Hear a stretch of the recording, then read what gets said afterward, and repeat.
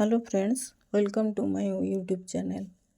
पिला माने आज आमे देखिबा रचना आम विद्यालय विषय रे देखिबा। प्रथमे उपकर्म लिखिबो विद्या रत्नं महाधनम। तामाने जेउ माटी रे अमणिष मणिष हुअंती, महामूर्ख महापंडित हुअंती, सेही माटी आम पाई पवित्र माटी। जेउ विद्यालय रे मु मोर कुनी कुनी पाद दुईटी को थापिली ओ ब्रह्मा विष्णु महेश्वर शिक्षा लाभ कली, सेही विद्यालय को मोर कोटि कोटि प्रणाम ओ सेही माटी मोर स्वर्ग। जुग जुगर जन्म जन्मांतर साक्षी, तेणु ताकू मोर नम्र प्रणिपात।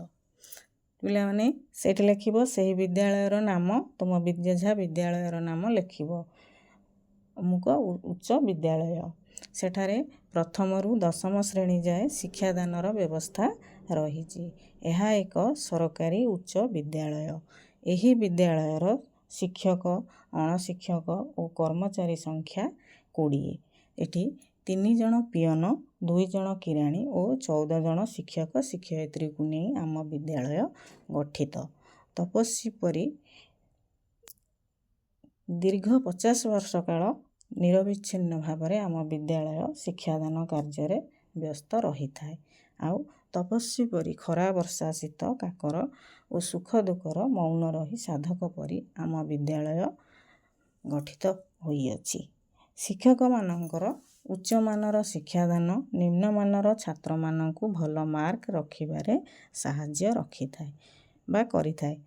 सबुठारु आमर प्रधान शिक्षककर सुदृढ़ परिचालना बेस प्रशंसनीय।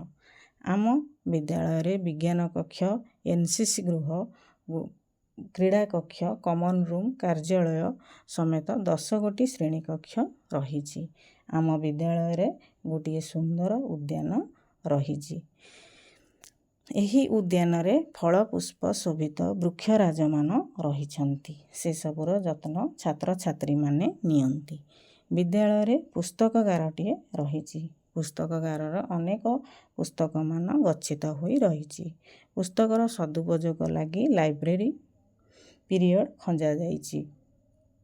आम विद्यालयटी वर्ष सारा ज्ञान यज्ञ परिपूर्ण रही क्लांत होई पड़े, तेणु वार्षिक उत्सव समय रे यह चलचंचल फुणी होई उठे।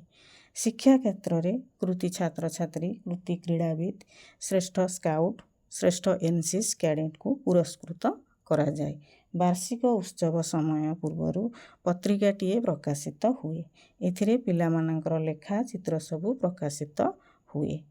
शेषरे संध्यारे मंदिर रे घंट बाजिला परी आलती हेला परी आम विद्यालय ठीक 4टा बेले आलती घंटा बाजे एवं आमे अध्ययन समाप्त करी घर को फेरी आसु।